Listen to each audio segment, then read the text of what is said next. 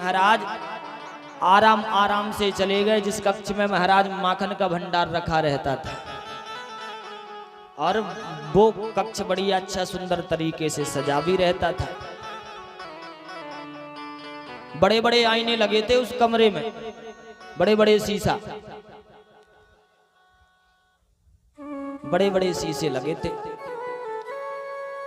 अब छोटे से हमारे कन्हैया 1.5-2 साल के मनमोहन, जैसे हमारे मनमोहन महाराज उस कक्ष में पहुंचे तो कन्हैया ने माखन को देखा, माखन की मटकियों को, और माखन की मटकियों को देख करके महाराज जैसी कन्हैया की शीशे पर नजर पड़ी तो उनको एक दूसरा कन्हैया देखा, मतलब कृष्ण को अपनी परछाई देखी। कन्हैया ने डांडी पर हाथ रखा और सोचा कि अरे हम तो सोच रहे थे हमारे घर में हम ही चोर हैं, ये तो ऑलरेडी चोर घुसा हुआ है, पहले इसी चोर को ही घुसा हुआ है।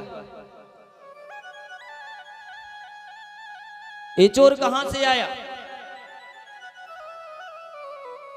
कन्हैया ने सोचा हमारे घर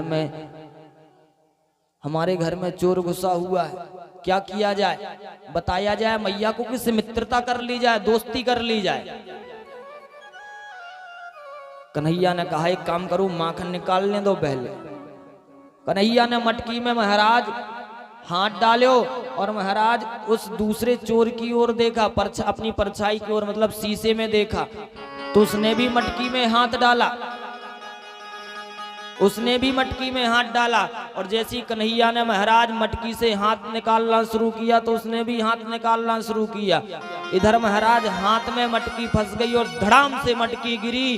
कन्हैया डर गए कि मैया आने वाली, अब तो पकड़ करके लाठी मारेगी, पकड़ करके लाठी मारेगी। तब तक कन्हैया डर के मारे चिल्लाए मैया मैया, और उस शीशे से चिपक गए कन्हैया कि हमने चोर को पकड़ लिया, मैया देखो हमने चोर को पकड़ लिया, मैया देखो हमने चोर को पकड़ लिया। मैया दौड़ी दौड़ी आई तो मैया ने देखा कि देखो हमारो नेक्सो कन्हैया, नेक्सो मनमोहन हमारो कितनो चालू है, चोरी खुद करे और आईने में याने अपनी परछाई देखी और अपनी परछाई को चोर समझो।